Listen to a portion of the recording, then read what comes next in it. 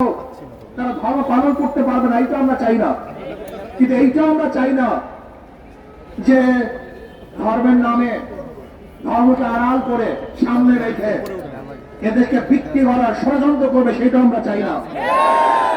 আপনারা জানেন বাংলার মানুষ কিন্তু যারা হিন্দু সম্প্রদায় তারা কিন্তু দেবী ভক্ত, রাম ভক্তরা। আপনাদের অনেকেরই জানা নেই যে হিন্দুদের মধ্যে সমস্ত হিন্দুরা কিন্তু একই দেবীর, একই ভূতের, একই মূর্তির ভক্ত হয় না।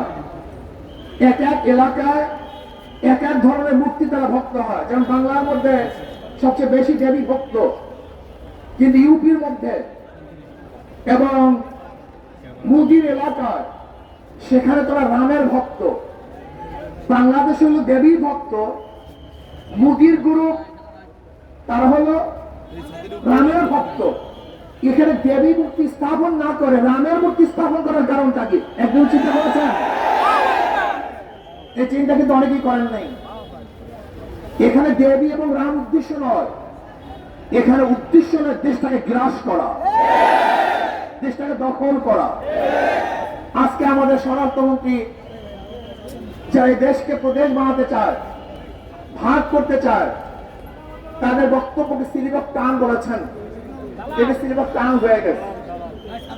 কিন্তু আবার নতুন ভাবে জঙ্গি সৃষ্টি করতেছে। এটা গেছে কয়েকদিন আগে জঙ্গি নাটক শুরু হয়েছে। এই জঙ্গি নাটক এটা বাংলাদেশের কোন সংস্কৃতি নয়, এটা ভারতের এক সংস্কৃতি। এই জঙ্গি নাটকের মাধ্যমেই এদেশের আলেম ওলামা মাদ্রাসা মুসলমানদেরকে ধ্বংস করার অস্ত্র হিসেবে ব্যবহার করেছে। আমাদের সরকার জঙ্গি নাটক শুরু করেছে। ভারতের বিভিন্ন লিডাররা ম্যাপ দেখায় যে বাংলাদেশ, পাকিস্তান, আফগানিস্তান, নেপাল, ভুটান সহ এই এরিয়া অখণ্ড ভারত হিসাবে তারা ম্যাপের মধ্যে বারবার প্রদর্শনী করেন যে আজকে হোক কালকে হোক এদেশ আবার ভারত হয়ে যাবে।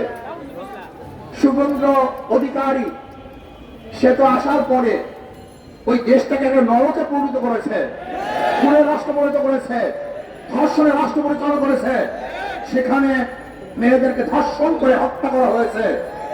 আজকে সেখানে মসজিদকে ভেঙে দেওয়া হচ্ছে, মাদ্রাসাকে গুঁড়িয়ে দেওয়া হচ্ছে। আজকে জোরপূর্বক মুসলমানদেরকে সিংলাম বলতে বাধ্য করা হচ্ছে, এ দেশকে দখল করার হুমকি দিচ্ছে। আমি স্পষ্ট বলবো, বাংলাদেশের মানুষ সজাগ হন, সচেতন হন, এ দেশকে রক্ষা করতে হবে।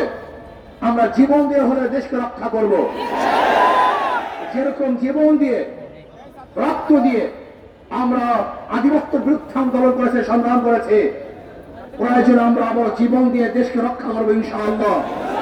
কোন অবস্থাতেই বিজেপি দেশ দখল করবে, আমাদের দেশে কর্তৃত্ব করবে, বাংলাদেশে একজন মুসলমান, একজন মুমিন জিন্দা থাকতে এই স্বপ্ন পূরণ করতে দেওয়া হবে না ইনশাআল্লাহ।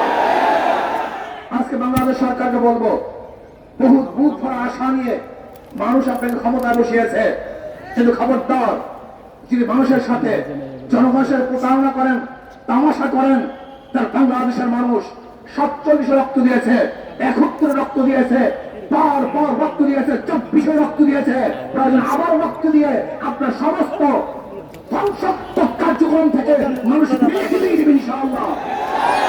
কাজে জঙ্গিবাদকে বন্ধ করুন, ইসলাম হুকুমত কায়েম করুন।